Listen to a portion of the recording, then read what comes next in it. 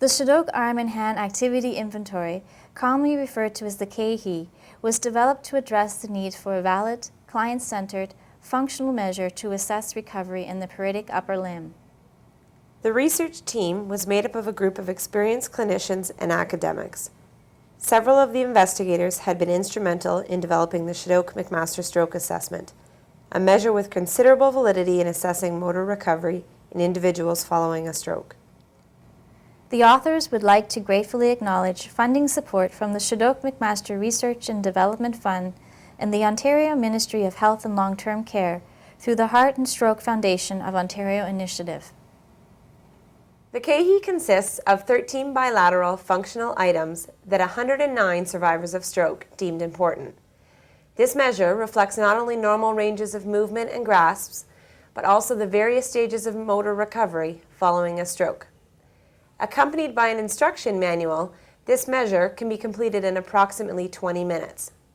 A 7-point quantitative scale, similar to that of the FIM, scores each item, giving a total raw score of 91.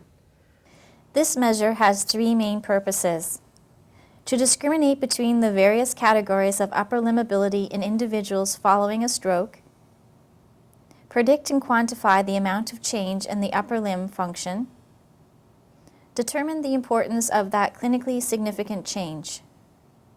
In order to meet these needs, this video is broken down into 3 sections: theoretical constructs, administration and scoring guidelines, and scoring accuracy.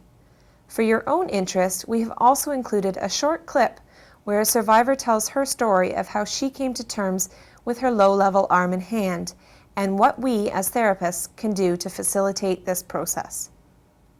The first section, Theoretical Constructs, will explain the original design, subsequent revisions, and item selection for the CAHAI. For people unfamiliar with the theoretical constructs, we recommend watching Part 1. Further explanations of the design and development process can be found in the reference listed in the administration manual.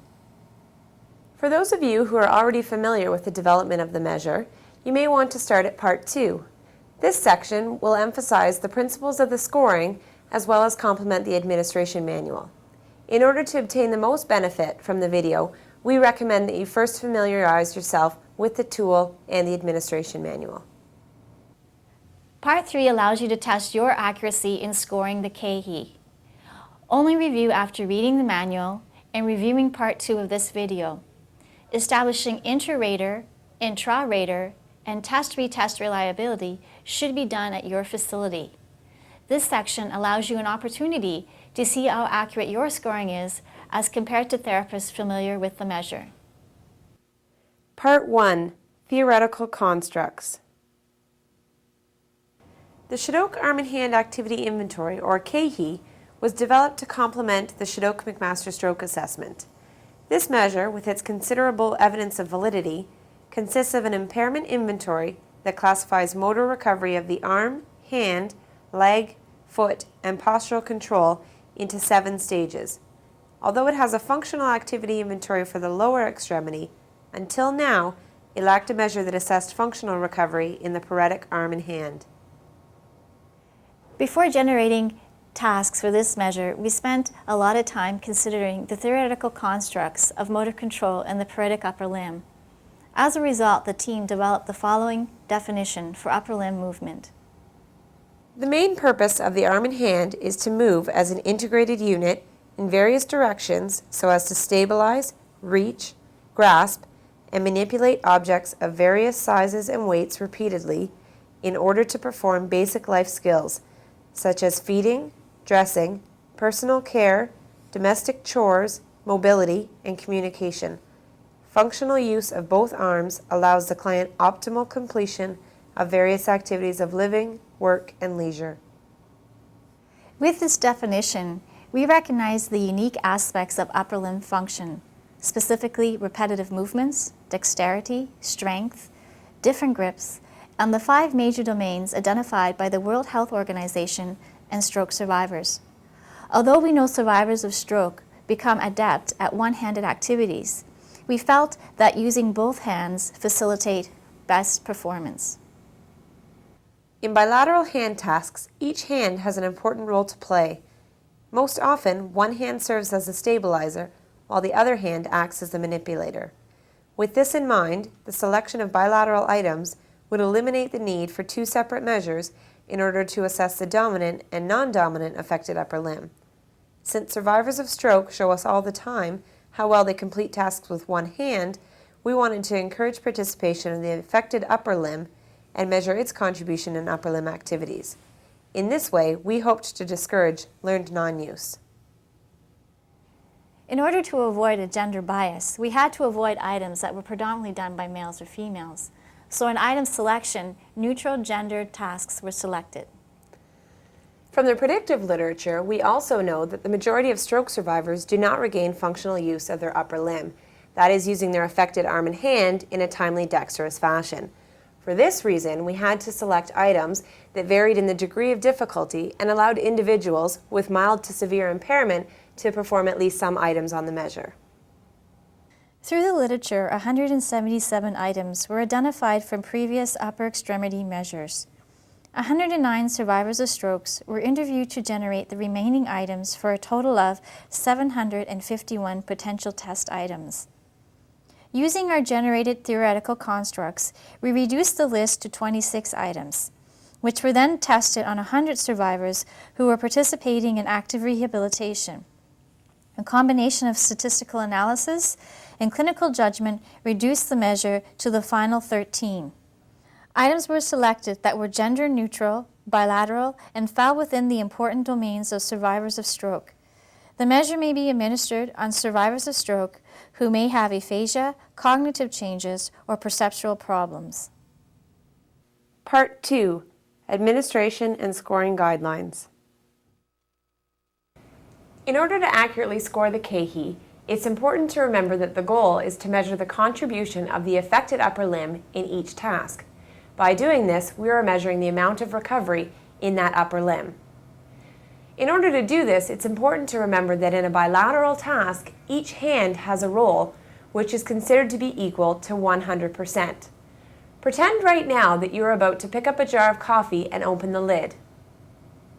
One hand should have reached out to pick up and stabilize the jar of coffee, while the other hand opened the lid. Each limb had a role in completing the task, each worth 100%. In the CAHAI, we are scoring only the affected upper limb's ability to complete its role in the completion of the task.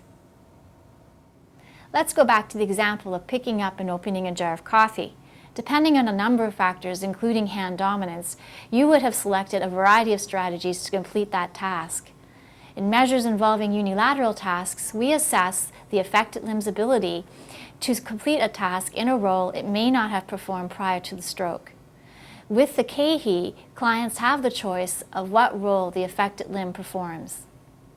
In order to properly score the CAHAI and examine change over time, it is important to indicate on the score sheet which role the affected hand completed during the task. If the client performs a different strategy on each attempt, select one and indicate which strategy was scored. If the CAHAI is being used as an outcome measure, and the client naturally performs the same strategy at follow-up that was scored in the initial assessment, score the same strategy so that true change can be assessed. The scoring for the CAHAI is a 7-point quantitative scale similar to that of the FIM, as most therapists are already familiar with. This scoring approach is also unique in that it allows you to provide physical assistance, verbal cueing, or the use of aids in order to assist the client to complete the task. Remember to judge the amount of assistance provided by external support, such as the table, their body, or their unaffected hand. In assigning a score, you should be looking to see how much of its role the affected hand contributes to the completion of the task and how much assistance is provided. We will now go through the criteria for each score from 7, or complete independence, to 1, or total assistance. Within the administration manual, each test item has a more specific breakdown of the scoring for that item, with examples of commonly seen strategies and their specific scoring. These should be used when administering the measure for a more accurate scoring of each item. 7. Complete independence. A score of 7 is assigned when the individual is completely independent in completing the task. In order to achieve this score, all parts of the task must be completed safely, without modification, assistive devices, or aids, and within reasonable time. In this measure, tasks are not timed, so clinical judgment is required to determine what would be considered reasonable. 6. Modified independence. For a score of 6, the individual must still be able to complete the task without a helper, but may require an assistive device, takes more than a reasonable time, or safety concerns such as impulsivity, balance, or poor motor control exist. Assistive devices may include, but are not limited to, built-up handles, DICEM, or splints. More than a reasonable time is considered to be more than 3 times the normal time.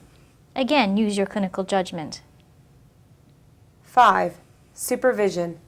A score of 5 is assigned if the individual requires supervision, setup, such as applying assistive devices, or constant cueing throughout their second attempt at a task. If physical assistance is provided, the individual must be given a score of less than 5. 4. Minimal assistance. A score of 4 is assigned if the individual requires light touch assistance to the affected side, but the affected arm still expends more than 75% of its job to complete the task. If the client touches the table briefly in those items that require the object to be held off the table while completing the task, they will be given a score of 4. 3. Moderate assistance. For this score, the client will require more than light touch assistance, and the affected limb will perform 50 to 75% of its role in task completion. This score is also assigned if the client requires the continual support of the table. A 3 is the minimum score received if any components of manipulation are seen. These components are outlined for each task on the task component charts. 2. Maximal assistance. When the individual is able to stabilize the object, but does not show any component of manipulation in the affected hand, a score of 2 is assigned. In this case, the affected arm and hand is performing less than 50% of its role in completing the task. 1. Total assistance. A score of 1 is assigned if the client is unable to stabilize the object with the affected hand, completes the task with only the unaffected hand, requires the assistance of 2 people to complete the task, or you feel it is unsafe to attempt the task. As you score each item, please refer to the task component chart for that specific item. First, identify what role the affected arm and hand took in the execution of the task. Then use that column of the task component chart to help you identify the key components of stabilization and manipulation that you should be watching for. A key distinction in the scoring is that if you see any of the components of manipulation, then they will score at least a 3. If the client is able to stabilize the object but demonstrates no components of manipulation, then they will score a 2. In order to administer the measure, it is important that you, the therapist, are familiar with each test item. During the administration, the testing therapist should demonstrate each item while providing the standardized instructions. The client is then given 2 opportunities to complete the task. If they use 2 different strategies on each attempt, select one and remember to indicate which one was scored. This is especially important for follow-up, as it is important to identify where real improvement has occurred. Since the scoring guidelines are so specific, please use your manual at all times during the administration. You may also find it helpful to write comments on the side of the score sheet for you to refer back to. Each task, unless otherwise indicated at the top of the task page, should start from the standard starting position. The client should be seated in a chair without arms or in a wheelchair with the armrest moved or flipped back. The client should be sitting with an erect posture with their feet flat on the floor. Do not allow feet to dangle. The height of the table should be adjusted so that it is in line with the last costal rib.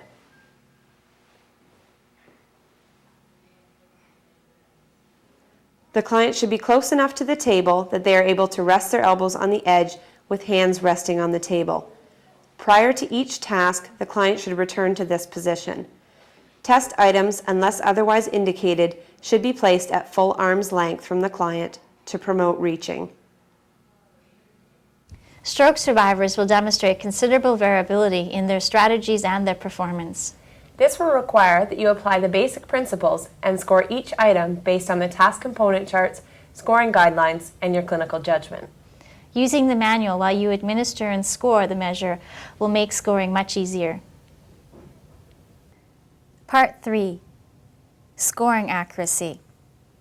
This section will now allow you to test your understanding of the CAHAI and give you an opportunity to see how accurate your scoring is as compared to therapists who are very familiar with the measure. In order to assist you with scoring the measure, we thought it would be beneficial to first demonstrate high-level arm and hand function in order to remind us what full arm and hand stabilization and manipulation look like. We will now run through the administration of the CAHAI using the standardized instructions, with the items being completed by someone who would score a 7 on each task. Open this jar using both of your hands.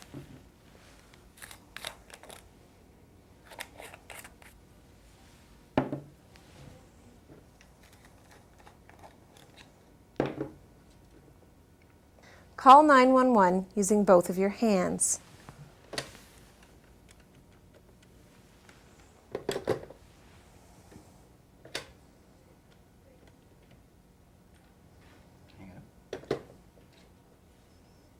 Draw a straight line the length of the ruler using both of your hands.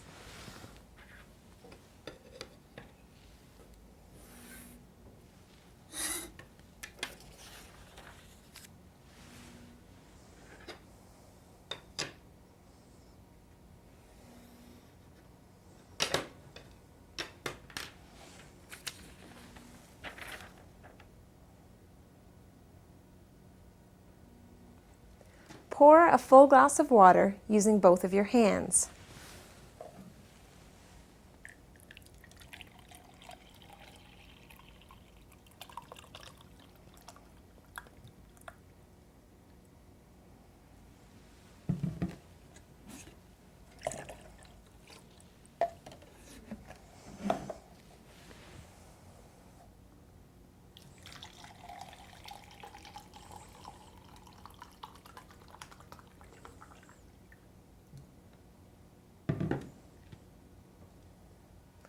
Wring out the washcloth using both of your hands.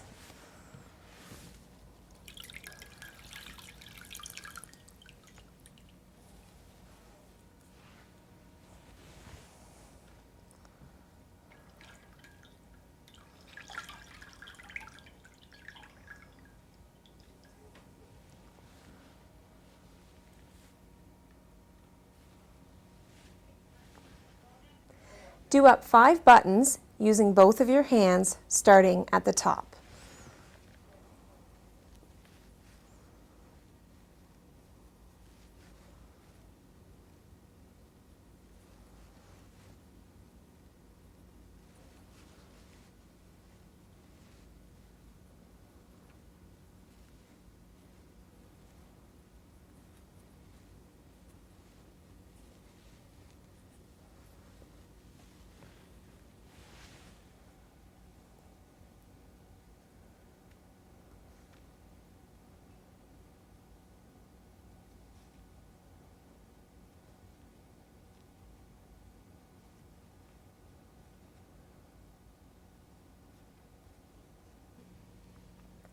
Dry your entire back with the towel using both of your hands.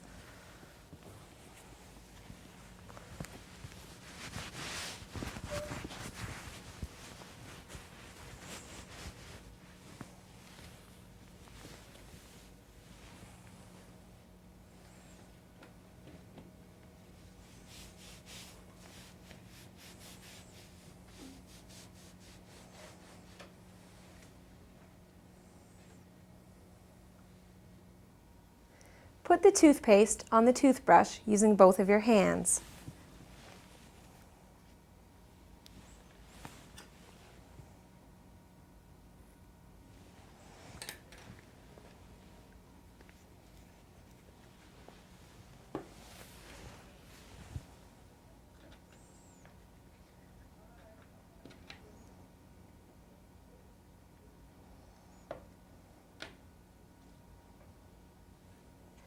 Cut 5 small separate pieces using both of your hands.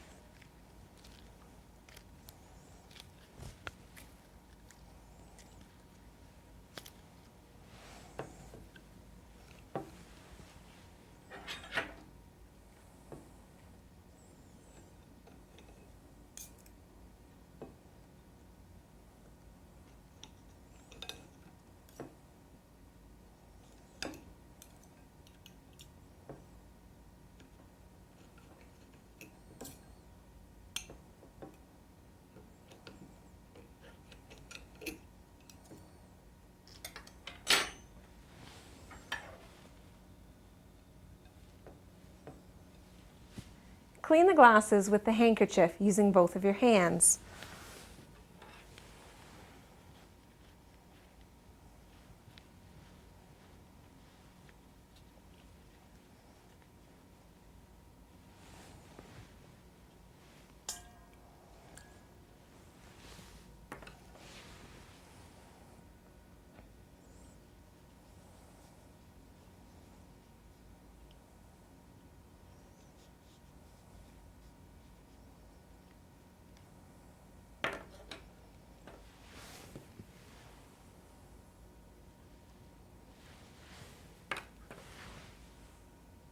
Zip up the zipper using both of your hands.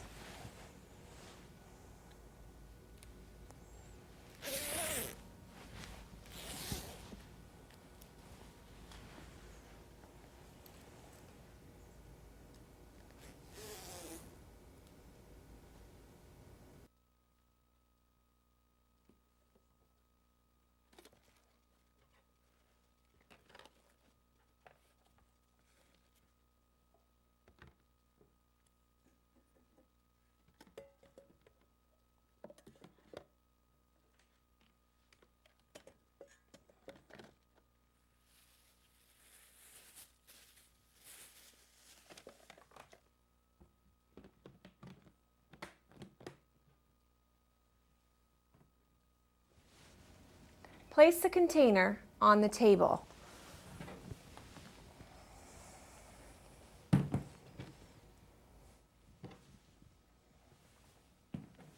Okay.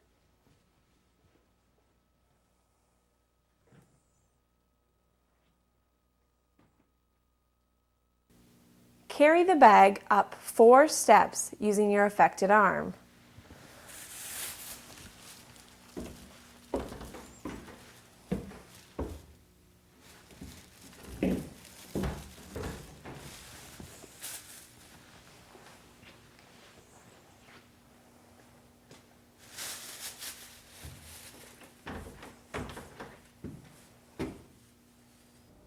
The next section will allow you to test your understanding of the measure and see how accurate your scoring is as compared to therapists who are very familiar with the measure.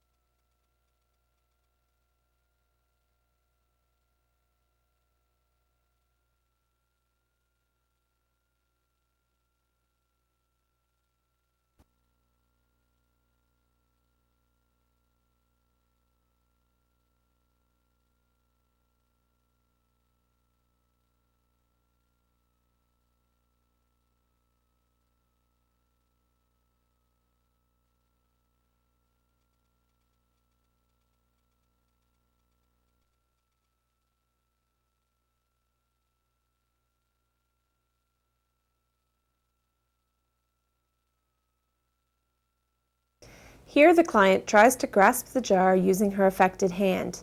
She first uses her other hand to help, then the therapist attempts to assist her. Seeing no active manipulation, we know she scores below a 3 and look at her ability to stabilize. Initially, we see the jar sliding, but she completes the task by using the baby finger of her unaffected hand to stabilize the jar. Her score is 1.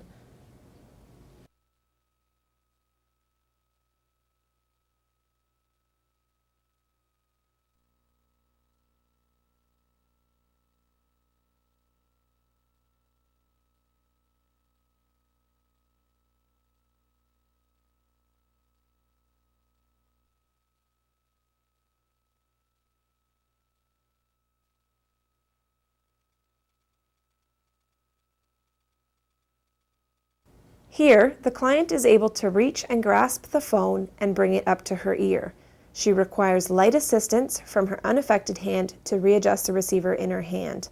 Her score is 4.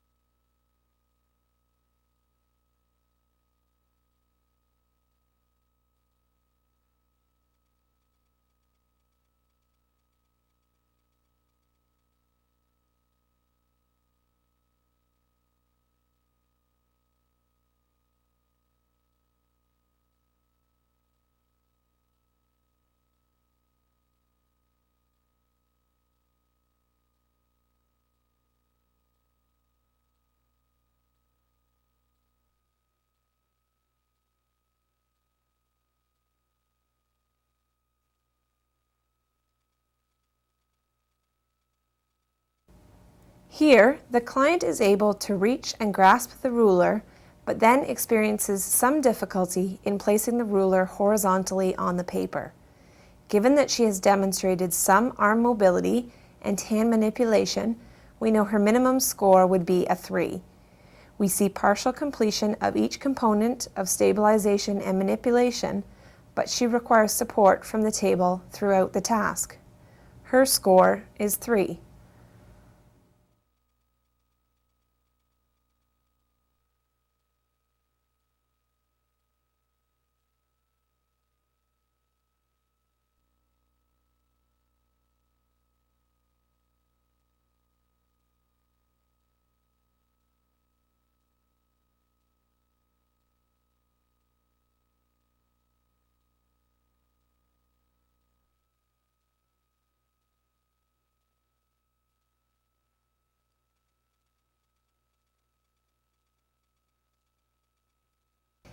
In this task, we see the client using her affected hand to pick up the pitcher. She completes 75% of the task, but because she struggles to support the pitcher, she uses the glass held by her other hand to help support the pitcher while pouring. She scores a 4.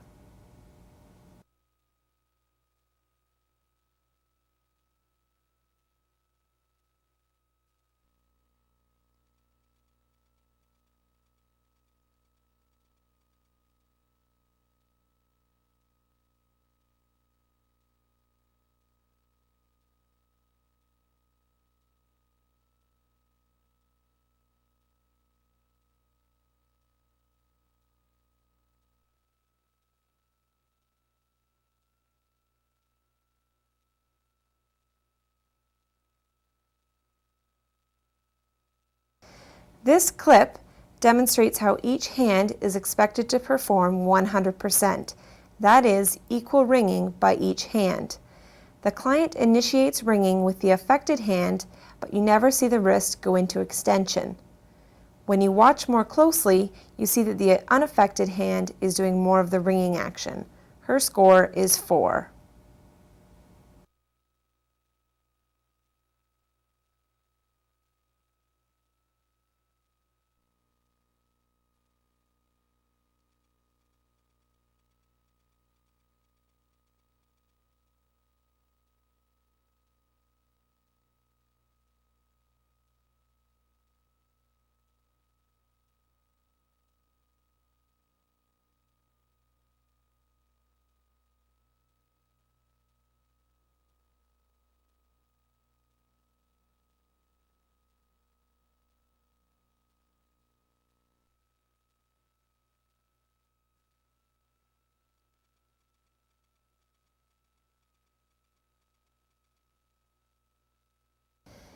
Here, the client is able to perform all components of the task. We see the affected hand contributing to the task completion as required. That is, reaching and grasping the buttons and assisting to thread them through the material. Although he takes slightly longer to complete the task, we feel that his time to complete the task is no more than 3 times the normal and thus receives a score of 7.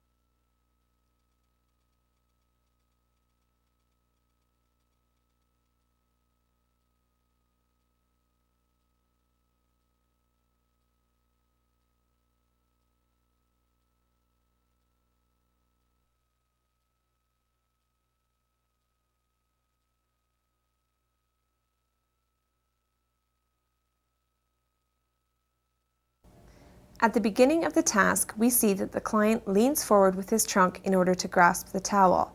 Although he has some ability to externally rotate his arm in order to get the towel to his back, he swings his unaffected arm to compensate. As he rubs the towel down his back, we see his loss of shoulder mobility.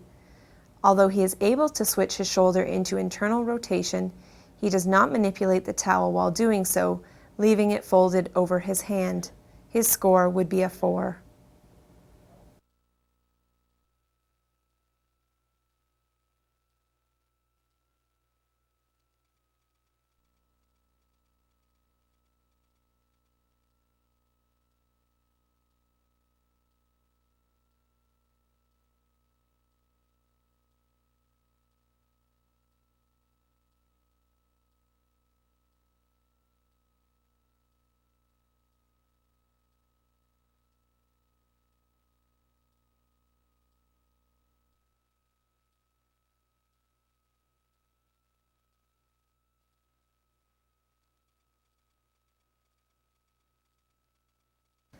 Although her quick and confident movements give the appearance that the affected hand is very involved in the completion of this task, when we examine her approach closely, we see that she never performs any components of manipulation with the affected hand. When she is required to remove the lid or squeeze the toothpaste, she changes her strategy, allowing her to use the affected hand only as a stabilizer. She scores a 2.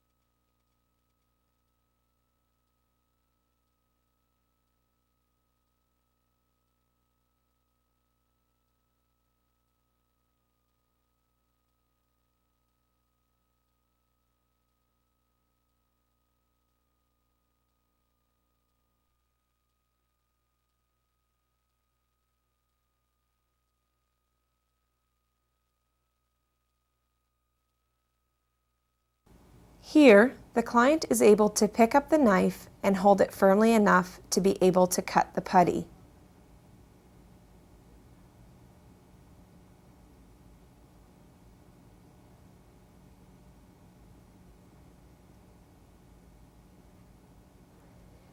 He does have some difficulty with the plate moving as a result of his placement of the smaller pieces and the way he is trying to cut.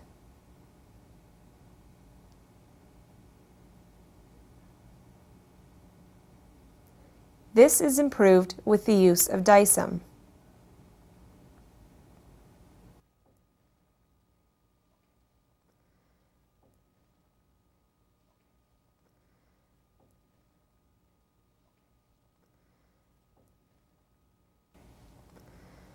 Although he does demonstrate occasional use of a cutting motion, he primarily uses a pulling motion in order to complete the task, which gives him a score of 4.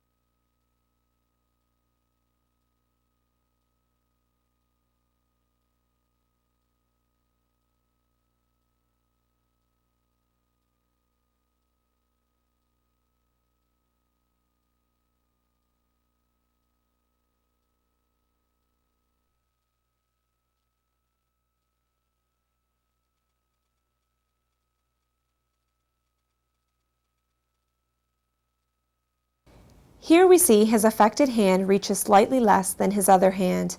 He has considerable difficulty manipulating the handkerchief and requires the assistance of his other hand. The rubbing motion improves throughout the task, but initially we only see him rubbing with his thumb. Here we might use percentages to help us determine his score. In looking at the task component chart, there are 4 components to wiping the lens. We would give him full credit for reaching and grasping, as well as maintaining his grasp on the handkerchief, but less than half for in-hand manipulation and rubbing components. In addition, the therapist indicates there is still water on the inside portion of both lenses. His score is 3.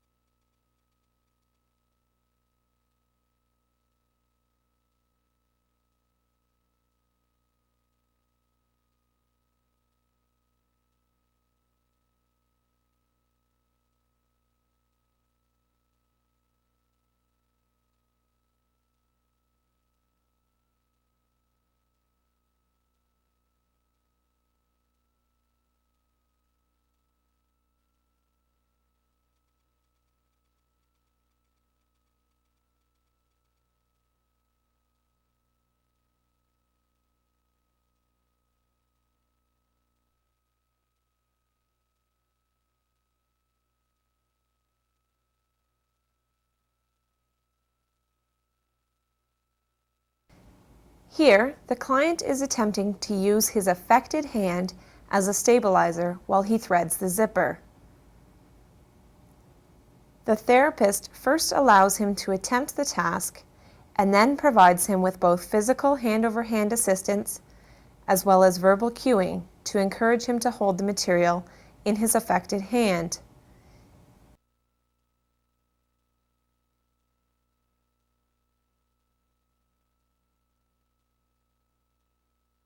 Even with this physical assistance and coaxing, the client is unable to maintain sufficient grasp on the material in order to pull up the zipper.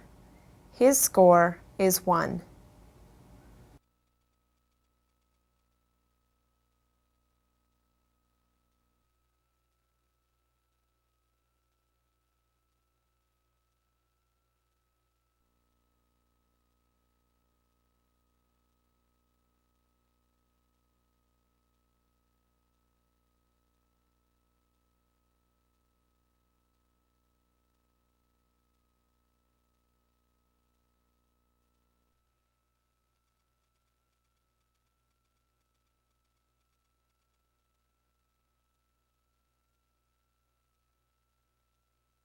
Although he performs all of the necessary components, he appears somewhat unsteady stepping around while holding the heavy container. We feel that he requires standby supervision and gave him a score of 5. As the administering therapist, it is critical that you use your clinical judgment in deciding how close to supervise your clients on each task. For the sake of one higher point on the measure, you should never compromise safety.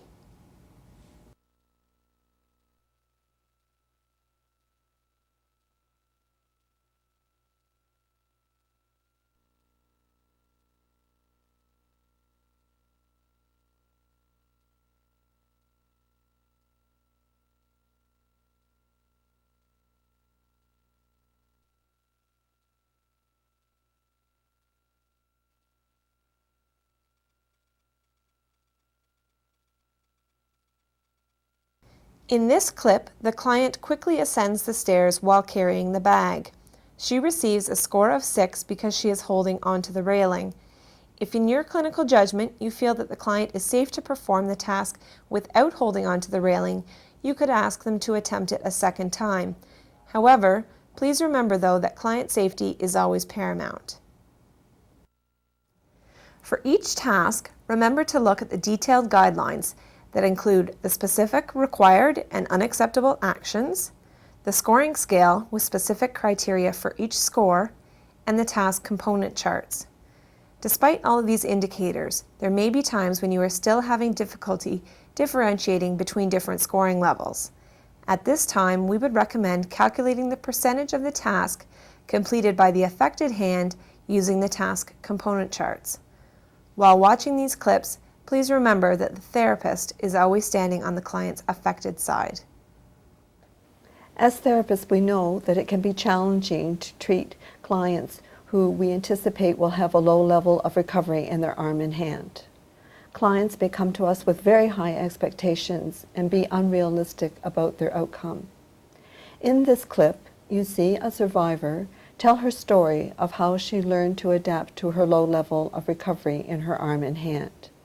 Please feel free to share this portion of the tape with your interdisciplinary team, clients, and their families. We hope that this will help all of us learn to assist clients in their difficult journey to accept a low level of recovery in arm and hand.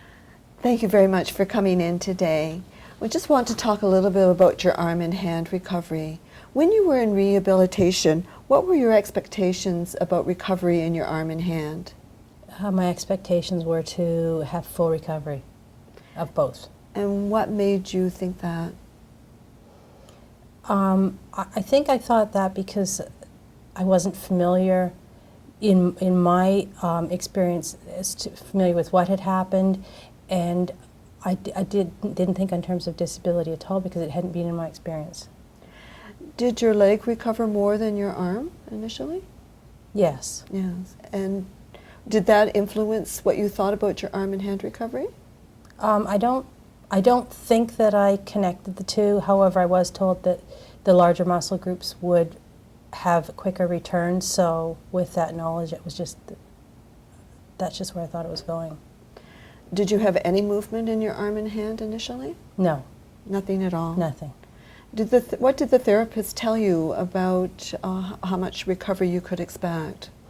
Well, at that time, I think what was happening was that my muscle tone was greatly increased, and so our goal was just to decrease the tone. And my understanding was the more that we could decrease the muscle tone in my arm, the more we could look at some return, but how much wasn't exactly understood. Did they talk at all about what the arm and hand does in terms of how it moves and the difference between how your leg works versus your arm and hand? No. No. Did they directly come out and ever say to you that your arm and hand would not get better? No, and I think because we weren't sure at the time just what the extent of my recovery would be. So I don't think we could pinpoint and say this is where you'll be at. Right. Did they show you videos at all of other people who didn't have arm and hand recovery? Yeah, there was a video shown to me, the physiotherapist I was working with and some of the occupational therapists showed me a video of a woman approximately the same age as myself baking an apple pie one-handed. And I wasn't quite sure what the message was with that, other than to show me where I may be later, but I didn't accept that. Okay. Can you give us any ideas or tell us a little bit more about when you started to accept that your arm and hand would not get better? I think once I went home, then I started to realize what I couldn't do, and there was a period of frustration. But within the first 5 years, I guess, I mean, if I put a timeline on it, but it just was time with my family. Time with your family. What sort of things happened during that period of time? Can you pinpoint anything at all that sort of all of a sudden made you realize that perhaps you were not going to get full recovery? There were a lot of tasks that I wasn't able to do, and as the months were going by, I wasn't able to complete them any better. So I had to create alternative means to complete the tasks as opposed to not being able to do them at all. And I think as time went on, I began to realize that that's how I would have to work, accepting that my arm wasn't going to be doing the tasks, that I would have to find other ways. Can you give me some examples of those tasks? That changing diapers was a really big one. Okay. And when I realized that I couldn't complete the task with both arms, I started using feet. You used your feet? I used my feet. Wow. And I can't really think off the top of my head right now what other tasks there were, but there were a number of tasks that I learned that I had to maybe use other body parts to compensate, like knees or teeth, putting clothes on with teeth, things like that, rather than using my other arm. I know that recently you were on a canoe trip where you met somebody who had quite significant disabilities. Can you tell me a little bit about that? Do you remember? Yeah. This was it was an amazing experience. I met a fellow who was probably the age of my oldest child, who was missing both of his arms, and I mean right to the shoulders. And he had designed a canoe for himself and was camping, and he was phenomenal. He was setting himself up with tent and sleeping gear and dressing himself, and it was quite an eye-opener for the two of us, I think, too, because he realizing that I had a disability, but some of it neurological, his more physical, and just comparing, and he was an amazing person to meet. And he managed all of these tasks by himself, canoeing in the Everything. wilderness? Everything. With using his feet? Using his feet, maybe sometimes not doing things the way that, for example, if to eat a meal, obviously if he doesn't have arms to use utensils, he would manage to get the plate on his lap and maybe have to bend his head down to eat some of his food. But nevertheless, he was able to eat the food. It may not be in a totally acceptable means the way we do it now, but he managed, and it was fine. Reflecting back now, is there anything that therapists could have done during your rehabilitation that would have helped you in the process of accepting that you wouldn't get arm and hand recovery back? It's hard for me to answer that. I have two thoughts on that.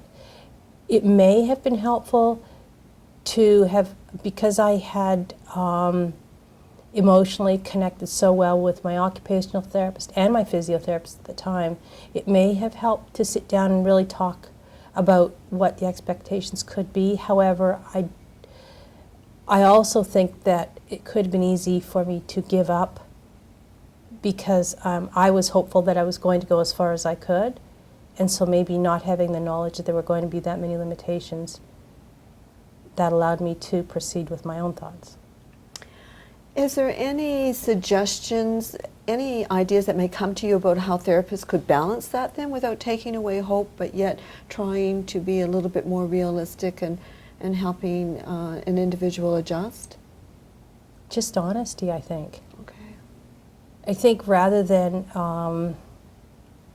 giving false hope or expectations, just honesty.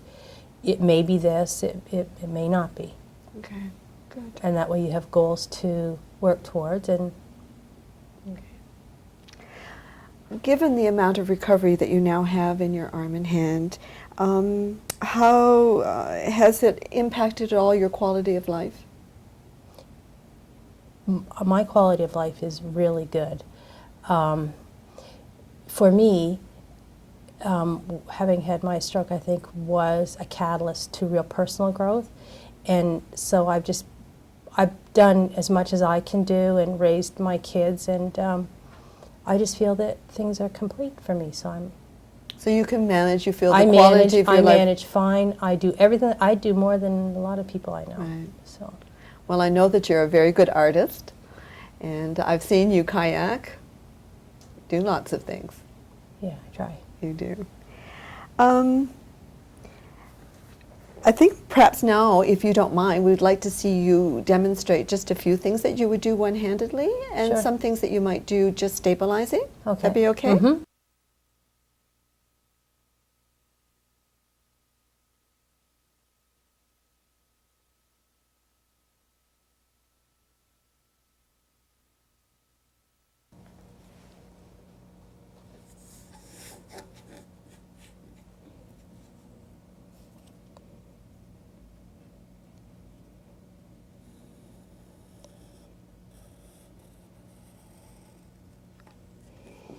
Okay, now if I were at home, I would probably, because I tend to be a perfectionist, I would weigh the ruler down with jars or pottery that's close at hand.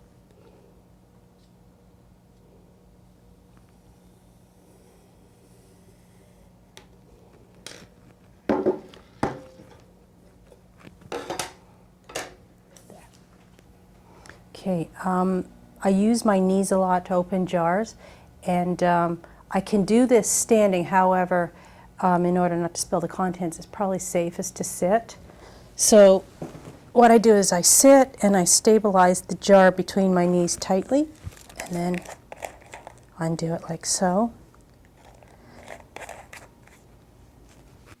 Since the taping of this video, we have validated 3 shortened versions of this measure: the CAHAI 7, CAHAI 8, and CAHAI 9.